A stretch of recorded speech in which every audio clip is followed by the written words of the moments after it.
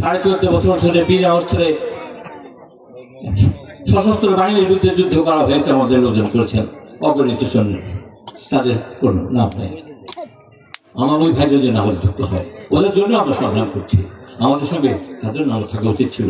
আপনি ভবিষ্যতে এটি মাথায় রাখবেন, এটা মাথায় রাখবেন। এটা বাংলাদেশের লোক এসছেন, যে এমপি সাহেব আমার এখানে এসছেন, তিনি তো একজন যোদ্ধা মানুষ।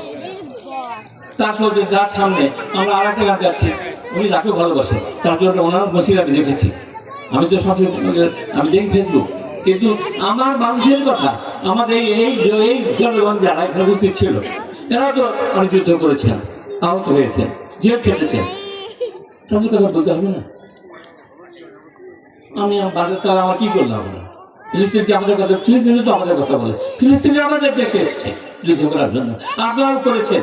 ওর নাম বলে ফিলিস্তিনি স্বাধীন করে দিলাম আমাদেরকে। সেখানে আমার কে থাকল? ফিলিস্তিনি না আমি বাংলাদেশের লোকজন, না আমার যুদ্ধ হলো, আমিও যুদ্ধ করতে গেছি। শেষ সেদিন আমি তো সেখানে উপস্থিত ছিলাম, আমি হাঁটতে পারি, চলতে পারি, সমস্ত যুদ্ধ হলো, মাথায় করে নিল, চলে গেছে। সেই রক্ত তো আমার মধ্যে আছে, ওনার মধ্যে আছে, এদের মধ্যে আছে।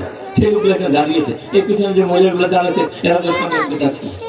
তা আপনি একতরফাভাবে কখন করবেন? আপনাকে বলতেছিলাম, আমার মনে আবেশ আমি সহ্য করতে পারি। আমার বয়স হচ্ছে, আমি 87 বছর বয়সে যদি আমি আগে যেতে পারি, তাহলে আপনারা আমাকে কি করতেন? সবাইকে ধন্যবাদ। এই যে একজন সাত মেয়ে যেগুলো হচ্ছেন, কথা হচ্ছে না?